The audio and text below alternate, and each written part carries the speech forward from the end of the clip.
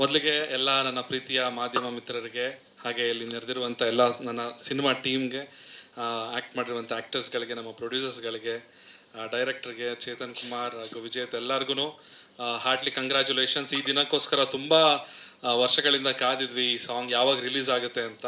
ಡೈರೆಕ್ಟ್ರು ಕೂಡ ತುಂಬ ತಲೆ ಕೆಡಿಸ್ಕೊಂಡಿದ್ರು, ಚೆನ್ನಾಗಿ ಆಗಬೇಕು ಅಂತ ಒಂದು ಒಳ್ಳೆ ಡೇಟ್ ಫಿಕ್ಸ್ ಮಾಡಿದರು. ಬಟ್ ಅನ್ಫಾರ್ಚುನೇಟ್ಲಿ ಚೆನ್ನಾಗಿ ಆಗ್ತಾಯಿದೆ. ಸೊ ಪಾರ್ಟಿ ಸಾಂಗ್ ಅಂತ ಅಂದಾಗ ಅಫ್ಕೋರ್ಸ್ ಎಲ್ಲರೂ ಓಕೆ ಚಂದನ್ ಶೆಟ್ಟಿ 3 ಪೆಗ್ಗು, ಪಾರ್ಟಿ ಫ್ರೀಕು, ಟಕೀಲಾ ಅಂತ ಹೇಳ್ತಾರೆ. ಬಟ್ ಇವಾಗ ಹೊಸದಾಗಿ ಒಂದು ಆ್ಯಡ್ ಆನ್ ಆಗ್ತದೆ ಅದೇ ಲಿಸ್ಟಿಗೆ. ಇವಾಗ ಸ್ಟೂಡೆಂಟ್ಸ್ ಪಾರ್ಟಿ ಸಾಂಗ್ ವಿದ್ಯಾರ್ಥಿನ ಸಿನಿಮಾದ ಈ ಒಂದು ಹಾಡು ನನ್ನ ಗೆಳೆಯ ಚೇತನ್ ಅವರು ಲಿರಿಕ್ಸ್ ಬರೆದಿದ್ದಾರೆ. ಈ ಹಾಡಿಗೆ ಸಖತ್ತಾಗಿ ಬರೆದಿದ್ದಾರೆ. ನನಗೆ ಗೊತ್ತಿಲ್ಲ ಅವ್ರಿಗೆ ಇಷ್ಟೊಂದು ಪಾರ್ಟಿ ಬಗ್ಗೆ ನಾಲೆಡ್ಜ್ ಎಲ್ಲಿಂದ ಬಂತು ಅಂತ. ಅಂದರೆ ಇಲ್ಲ, ಅವರು ತುಂಬ ಜ್ಞಾನಿ ಇದ್ದಾರೆ ಅವರು. ಇನ್ಸ್ಪಿರೇಷನ್ ಅಂತಿದ್ದಾರೆ, ನಾನೇ ಅಂತೆ ಅವ್ರಿಗೆ inspiration. But still so Chetan Kumar ತುಂಬ ಚೆನ್ನಾಗಿ ಅಷ್ಟು ಯೋಚನೆ ಮಾಡಿ ಏನೇನು ವಿಷಯಕ್ಕೆ ಪಾರ್ಟಿ ಮಾಡ್ತಾರೆ ಅನ್ನೋದನ್ನೆಲ್ಲ ಹುಡುಕಿ ಒಂದೊಂದು ಬರೆದಿದ್ದಾರೆ ಲಿರಿಕ್ಸ್ನ. ತುಂಬ ಚೆನ್ನಾಗಿದೆ. ಆ್ಯಂಡ್ ವಿಜೇತ್ ಅವರು ಸಖತ್ತಾಗಿ ಮ್ಯೂಸಿಕ್ ಮಾಡಿದ್ದಾರೆ. ಆ್ಯಂಡ್ ನನ್ನ ವಿಜೇತಿನ ಇದು 2ನೇ ಕಾಂಬಿನೇಷನ್ ಆಫ್ಟರ್ 3 ಪೆಗ್ ಆದಮೇಲೆ ಬಂದಿರುವಂಥ ಒಂದು ಹಾಡು. ನಾನು ವಿಜು ಮತ್ತು ಚೇತನ್ನು 2011ನೇ ಇಸ್ವಿಲಿ ಬೆಂಗಳೂರಿಗೆ ಆಗಷ್ಟೇ ಬಂದಿದ್ವಿ ನಾವು. ಆವಾಗ ಒಂದೇ ರೂಮ್ನಲ್ಲಿ ನಾವು 3 ಜನ ರೂಮ್ಮೇಟ್ಸ್ ಆಗಿದ್ವಿ. ಆ ದಿನನ ಇವತ್ತು ನೆನೆಸ್ಕೊಳ್ತೀನಿ. ಅವತ್ತು ಬೇರೆ ಥರ ಇತ್ತು ನಮ್ಮ ಸಿಚುವೇಶನ್, ಇವತ್ತು ಬೇರೆ ಥರ ಇದೆ, ಎಲ್ಲ ಸುಧಾರಿಸಿದೆ. ಆ್ಯಂಡ್ ನೀವು ಬರ್ತಿದ್ದೀರಾ? ನೋಡೇ ಅಲ್ವಲ್ಲ ಒಂದು ದಿವಸ ನನ್ನ ಪೇಪರ್ ಓದೋರ್ ಥರ ಕಾಣಿಸ್ತಾರಾ? ಸೊ ಹಾಗಾಗಿ ಇವತ್ತು ಈ ಹಾಡು ರಿಲೀಸ್ ಆಗಿದೆ ಟಿ ಸೀರೀಸ್ನಲ್ಲಿ. ಆ್ಯಂಡ್ ಟಿ ಸೀರೀಸ್ ಅವ್ರಿಗೂ ಕೂಡ ಧನ್ಯವಾದಗಳು, thank you so much. And ಹಾಡು ರೀಲ್ಸ್ ಮಾಡೋಕ್ಕೆ ತುಂಬ ಚೆನ್ನಾಗಿದೆ. ಈ ಬೀಟ್ಸ್ಗಳೆಲ್ಲ ದಯವಿಟ್ಟು ರೀಲ್ಸ್ ಮಾಡೋರೆಲ್ಲ ಈ ಹಾಡನ್ನು ಯೂಸ್ ಮಾಡಿಕೊಂಡು ರೀಲ್ಸ್ ಮಾಡಬೇಕು ಅಂತ ಕೇಳ್ಕೊಳ್ತೀನಿ. ಹಾಗೆ ಇನ್ನೊಂದು ವಿಚಾರ, ಈ ಸಿನಿಮಾ ಬಗ್ಗೆನೇ ಒಂದು ಲಾಸ್ಟ್ ಏನೋ ಒಂದು ಇಶ್ಯೂ ಆದಾಗ ಒಬ್ಬರು ಮಾತಾಡಿದರು.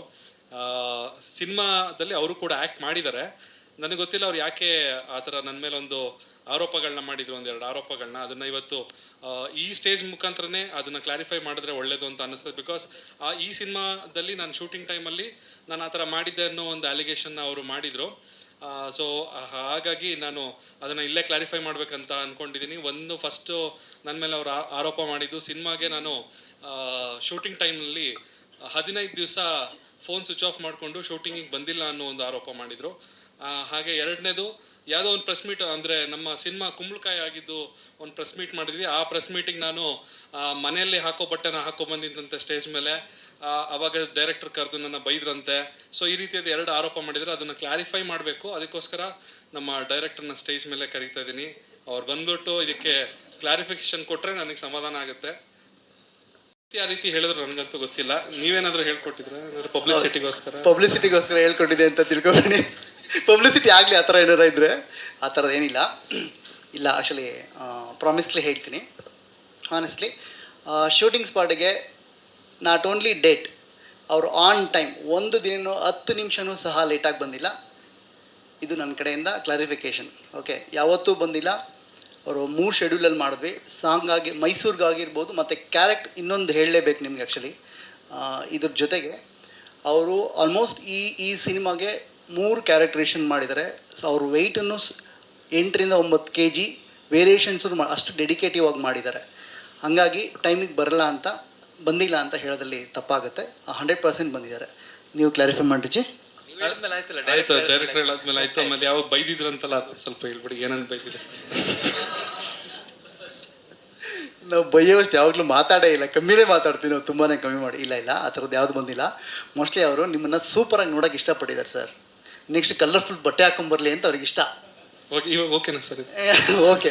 ನೆಕ್ಸ್ಟ್ ನೀವು ಇನ್ನೂ ಅಂದರೆ ಪ್ರಶಾಂತ್ ಸರ್ಗೆ ಏನಂದರೆ ನಿಮ್ಮನ್ನು ಸಿಕ್ಕಾಬಡೆ ಬ್ಯೂಟಿಫುಲ್ಲಾಗಿ ನೋಡೋಕೆ ಇಷ್ಟ. ನೀವು ಹೇಳಿ ಇನ್ನೂ ಒಳ್ಳೊಳ್ಳೆ ಬಟ್ಟೆ ಹಾಕೊಂಬರ್ತೀನಿ ಅಂತ ಪ್ರಾಮಿಸ್ ಮಾಡಿ ಈಗ ಪ್ರಶಾಂತ್ ಸರಿಗೆ.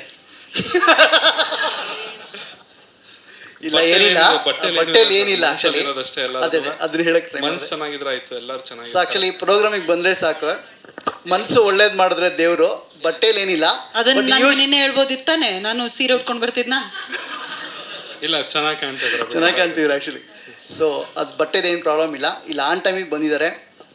ಸೊ ಚಂದನ್ ಸಿಕ್ಕಾಪಟ್ಟೆ ಸರ್ ಕೋಆಪ್ರೇಟಿವ್ ಆಗಿದ್ದಾರೆ. ಬಿಕಾಸ್ ಆಫ್ ನಮಗೂ ತುಂಬ ಟೆನ್ಷನ್ಸ್ ಇದೆ ಇಲ್ಲಿಂದ ರಿಲೀಸ್ ಮಾಡೋದಕ್ಕೆ. ಪ್ರತಿದಿನ ಇಲ್ಲಿಂದ ನನಗೆ ಈ ಪ್ರೆಸ್ ಮೀಟ್ ಆದಮೇಲೆ ಕೂತ್ಕೊಂಡ್ರೆ ನನಗೆ ಅಲ್ಲಿ ಪುಕ್ಕು ಅನ್ನೋಕ್ಕೆ ಶುರುವಾಗಿದೆ, ಏನಾಗುತ್ತೆ ಏನು ಎತ್ತ ಅಂತ.